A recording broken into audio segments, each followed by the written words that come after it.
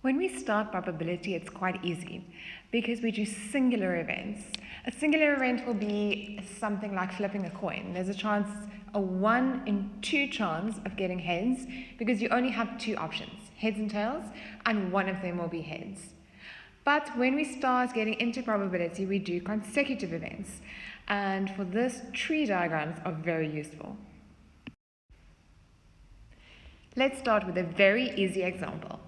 Say there is a burger special, like the one that Spur has, and there are the following options. You can have a chicken or a beef burger, and then there are always options of sides. So you can have salad, vegetables, or chips.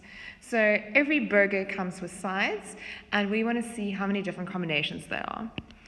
So the 2 meat options would be our first column, and the meat options are chicken or beef. Because there are only 2 options, the chances of getting chicken is 1 in 2, and the chances of getting beef is also 1 in 2. Now we go to the side orders, and that will be our second column.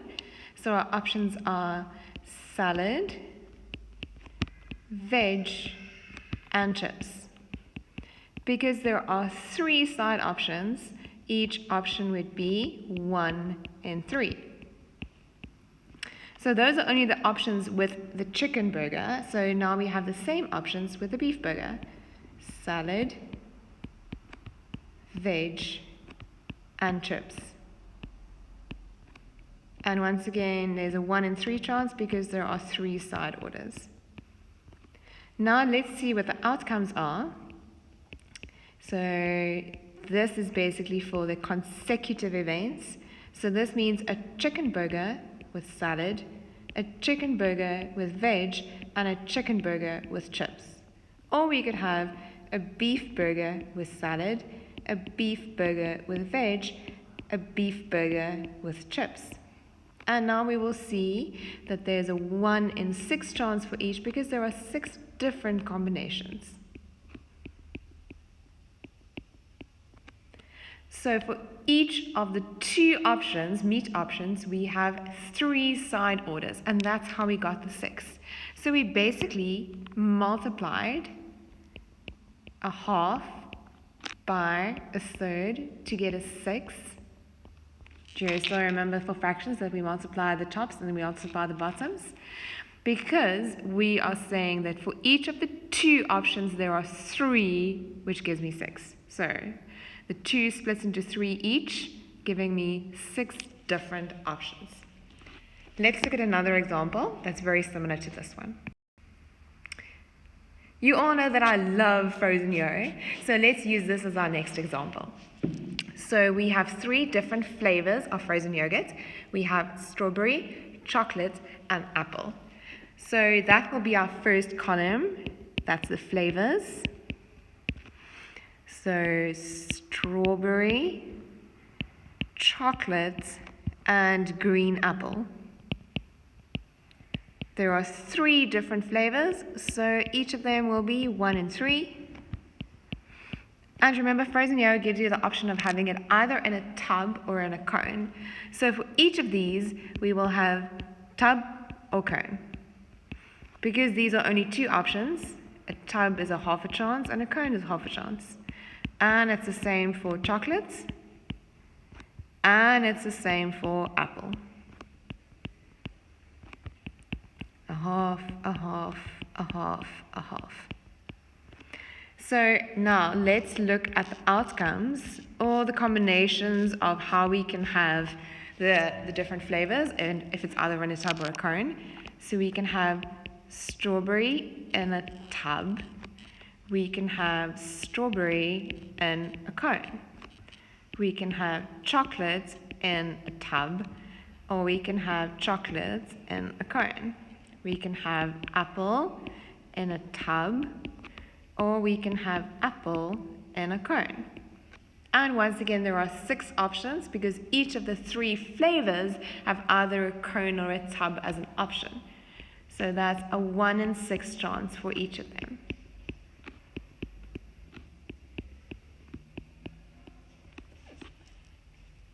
As you can imagine, these trees can get quite big, so we're going to look now at how we can condense our trees to make them a little bit smaller.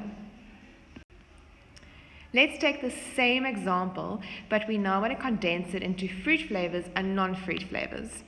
So because strawberry and apple are both fruit, I can say that 2 out of the 3 options are fruit flavors, and only the other one is chocolate. So 1 out of the 3 flavors will give me chocolate. So already my tree diagram looks a lot smaller. Okay, I still only have tub or cone in which I can get these flavors, so I can't reduce this any much more than I've already done. So that's still a 1 in 2 chance and a 1 in 2 chance. And for the chocolate, I can also have in a tub. So nothing changed with the chocolate one, but I'm condensing the apple and fruit into one branch of my tree diagram. So now, let's think back of the previous one. I could have strawberry in a tub, and I could have apple in a tub. So out of the 6 options, those are 2 fruity options that I can get in a tub. The same for the cone. I could have strawberry in a cone or apple in a cone. So my fruit options in a cone is also 2 out of 6. So exactly the same process applied.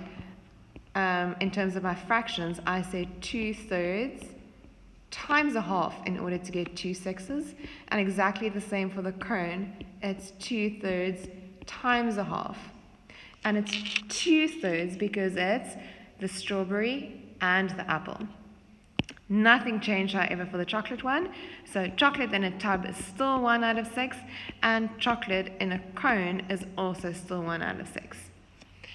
Now have a look at everything in this last column.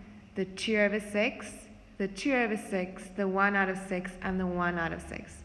Just like in my previous example, it adds up to 6 out of 6. And this is a way that I can actually check that my outcomes are all the same. Let's make it a little bit more difficult than this. Let's say the water polo team has a 60% chance of winning. So the probability of winning is 60 out of 100. But that's a really big number to work with. Let's see if we can simplify it. Firstly, I can simplify it to 6 out of 10, but I can even further simplify it to 3 out of 5. So if they play 5 matches, they will win 3 of them, meaning that the probability of losing is 2 out of 5. So I'm going to use these simplified fractions to now put it into a tree diagram.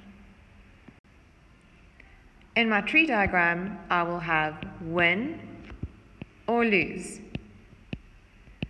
Win was 3 matches if they play 5, and they will lose 2 matches if they play 5. Okay, so for example, if they play on this Saturday, there's a 3 in 5 chance that they will win, and there's a 2 in 5 chance that they will lose. If they play another match, the probability will be exactly the same. 3 out of 5, and lose is 2 out of 5. And it's the same for the other branch.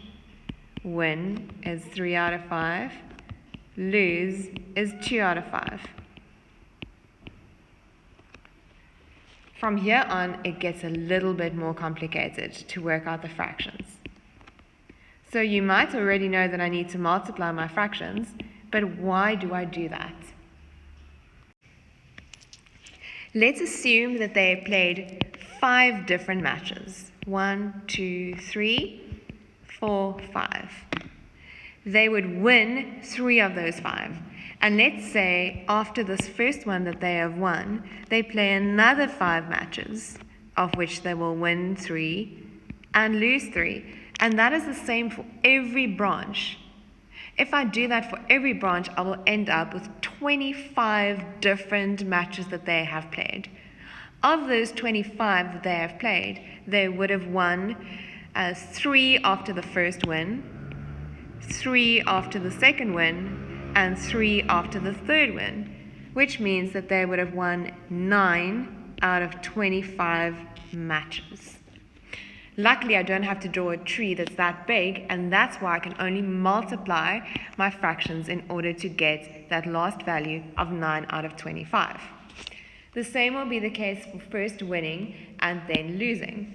If 2 losers follow each of the 3 wins, that will give me 6 matches out of the 25, of which they have won the first one but lost the second one. The same for losing first. If you win 3 matches after each of those 2 losers, that will also give you 6 out of 25. And if you lose 2 matches after each of the first 2 matches, that will give you 4 out of a total of 25 matches that you have lost in each case. So there's a 9 in 25 chance of winning both matches. There's a 4 in 25 chance of losing both matches. And now, if you want to do this calculation over here, I can say that there's a 12 in 25 chance of winning 1 match out of 2.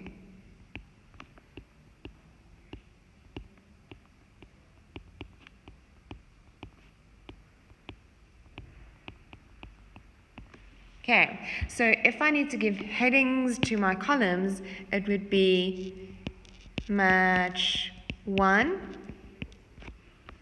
match 2, and outcomes. So your first columns are always the events that are happening, so it's the matches that are happening, and the last columns show your outcomes and the probability for them.